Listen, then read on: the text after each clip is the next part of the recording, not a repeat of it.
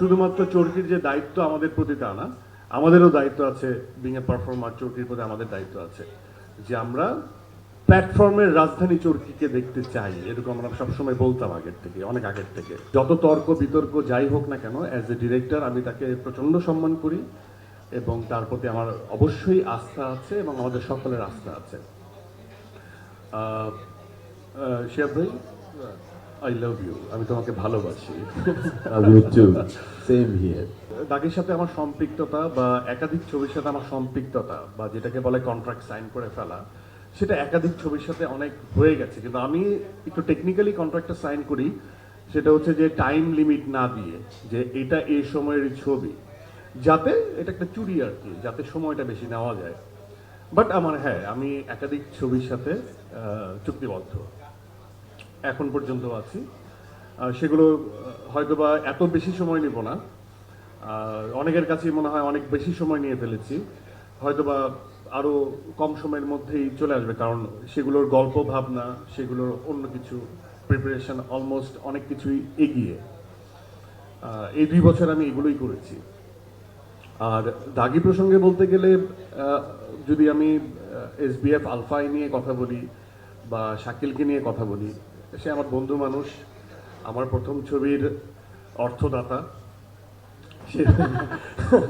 সে produce করেছে। ঝগড়া প্রচন্ড করি আমি, এটাকে মানুষ ঝগড়া বলে বা বাহাস বলে হয়তো বা, বাট আমি আসলে এটাকে ঝগড়া বলি না। আমি বলি হচ্ছে আমি আসলে কনভিন্স হতে চাই, নিজেকে কনভিন্স করতে চাই।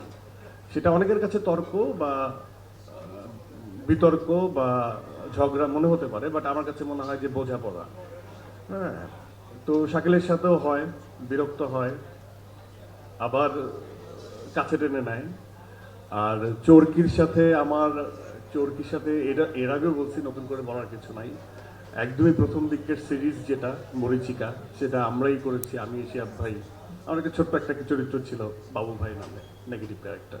So I am looking forward সবসময় দেশীয় প্ল্যাটফর্মকে আমরা সবসময় এগিয়ে রাখবো, এবং এটা শুধুমাত্র চরকির যে দায়িত্ব আমাদের প্রতি তা না, আমাদেরও দায়িত্ব আছে। বিং এ পারফর্মার, চরকির প্রতি আমাদের দায়িত্ব আছে যে আমরা প্ল্যাটফর্মের রাজধানী চরকিকে দেখতে চাই। এরকম আমরা সবসময় বলতাম আগের থেকে, অনেক আগের থেকে। আর শিয়াব শাহিন সম্পর্কে বলতে গেলে, তার সাথে আমার আসলে তর্কই হয়, ভালোবাসা প্রচন্ড তর্ক হয়, এবং এটা তর্কটা দিনকে দিন বেড়েই চলেছে। হ্যাঁ, তা আমি খুব পজিটিভলি নেই, কারণ দিনের শেষে আমরা আবার মিলে যাই। তো এখন তো এটা মুখে নাই, এখন হাতাহাতি পর্যায়ে চলে গেছে। শিয়াব সাহেবের সাথে তর্কটা মুখে নাই। যে আমার কাছে মনে হয় যে উনি যতই বয়স্ক হন না কেন, ওনার ভিতরে যে বাচ্চা সুলভ আচরণটা আছে, এবং ওনার যে সফটওয়্যার প্রতিনিয়ত আপডেট হয়, তো এই জন্য উনি মনের দিক থেকে এবং কন্টেন্ট বলার ক্ষেত্রে উনি খুব আধুনিক, এবং ওই স্টাডিটা উনি রাখেন। এটা যদি আমি বলি শুধু স্ক্রিপ্টিং বা চিত্রনাট্য না, মিউজিক সেন্স তার খুব ভালো, এবং সব কিছুর ক্ষেত্রেই। এবং অনেকে তাকে বলে হিট মেশিন, আমার কাছে মনে হয় যে উনি আসলে সময়টা ধরতে পারে যে এই টাইম লাইনে আসলে কি ডেলিভার করতে হবে, এবং একই সাথে তার যে যারাই কাজ করেন তাদেরকে দিয়ে উনি কাজটা বের করে নিয়ে আসতে পারেন। আর অনেক লিমিটেশন আছে, সেটা এখানে বলা যাবে না, সেটা পার্সোনালি বলতে হবে। তো সোফার উনি আমাকে অ্যাজ এ পারফর্মার অনেক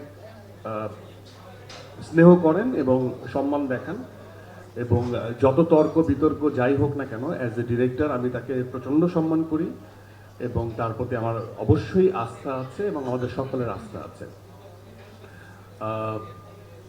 শিয়াব ভাই, আই লাভ ইউ, আমি তোমাকে ভালোবাসি। Same here.